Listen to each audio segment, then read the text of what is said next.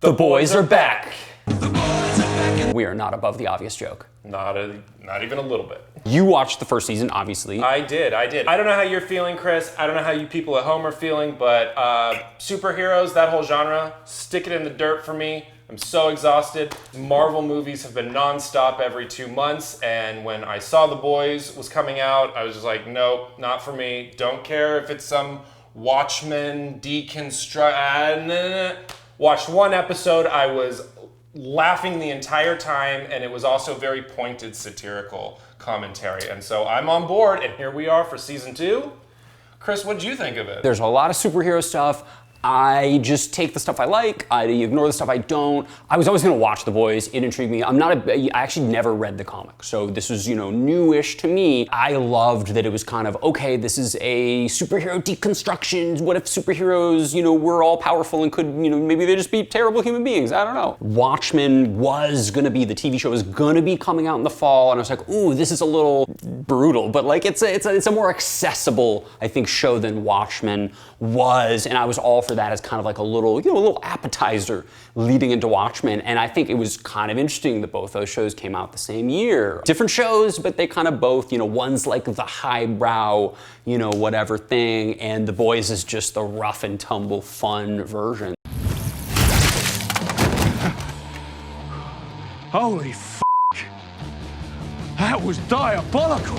The humor in that is really what lands for me. It's really what's fun. The satirical political stuff is more obvious how bad these people are if you give them, if you give superhumans free reign to do what they want, as long as we feel safe, as not a good combination. This is such a more straightforward, accessible show. It's an easier one to recommend to people just to have a fun, hyper-violent, crazy, with a little social commentary kind of show. Yeah. Well, you don't need to really know. I feel like Watchmen, the show, you could watch without any previous background, but it really does help. It helps a lot. Significantly. Yeah. To understand where these concepts are even coming from. I actually had never heard of the comic until the show got announced.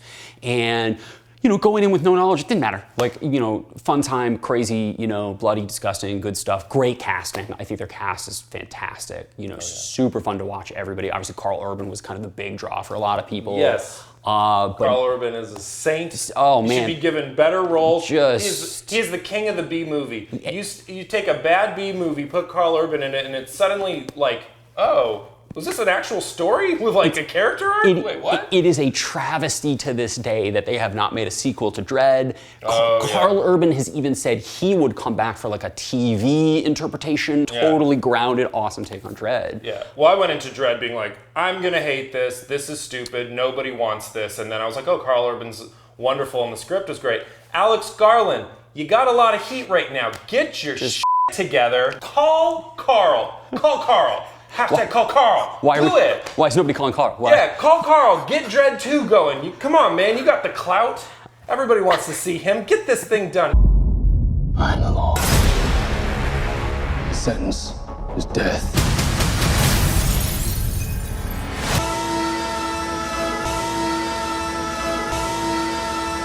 All the acting is very superb.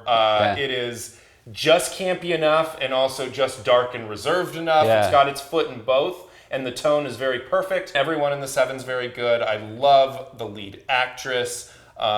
She does that whole strong and vulnerable, discovering herself. She's just great. She's really fantastic. Yeah. I'm done taking any more Cannot remember the name of the actress. I'm sure I'll show it on the screen right now, but she's playing Stormfront, the new one. She was on the show You're the Worst on FX. So her comedy chops are through the roof. Hi, my Nana's your biggest fan. I'm Stormfront. Great.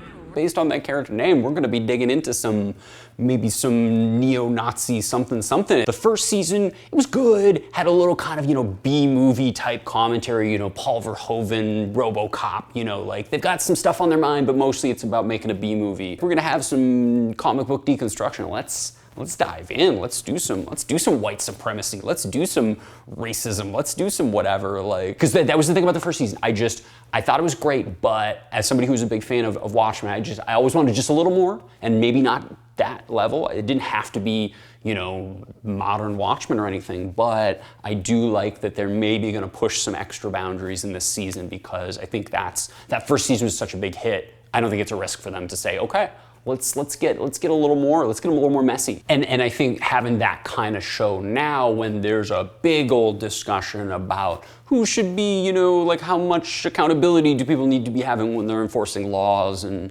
this and that. Yeah. Ooh, how relevant could we get? I didn't hate the Watchmen movie, but I also recognize Zack Snyder didn't understand Watchmen as a comic book. He was like, Rorschach's super cool, and he's the hero, and that's what I'm gonna go with in this movie, and that definitely is a little disappointing. But man, that show blows that movie out of the water. So if you're only gonna watch one, don't watch the movie.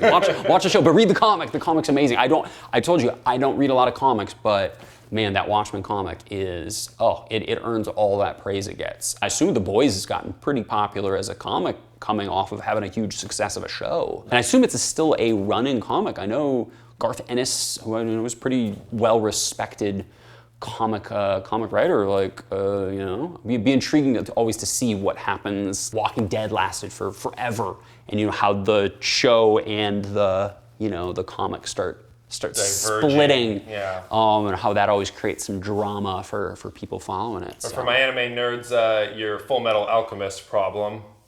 They know. You don't need to know. Right. Oh, they totally. Know. I know. This one, best efforts to limit collateral damage. We'd prefer stronger wording. Well, that's standard language for our New York contract. L.A., Chicago. Exactly what casualty allowance are we looking at here? Officially, 0, of course. But cone of silence, 34%. Veggie frittata?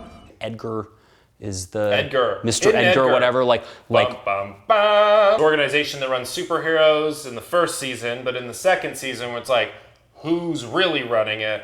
Who's actually in charge of these living, breathing nuclear bombs we call superheroes? And Soups. Again, we're avoiding any spoilers in this video, but man, did they end on a cliffhanger at the end of the last season. Literally, I assume the first episode is going to have to pick right up moments after the end of the last episode, because one of our lead characters is in a bit of pickle.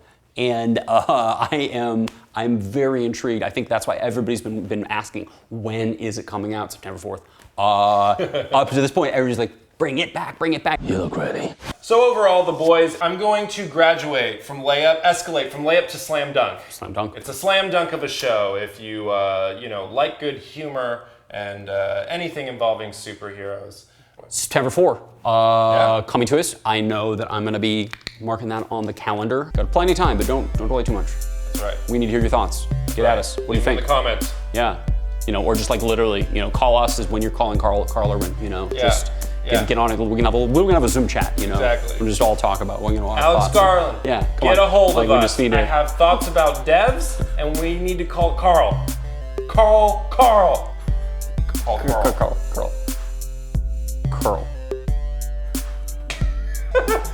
Watch The Boys.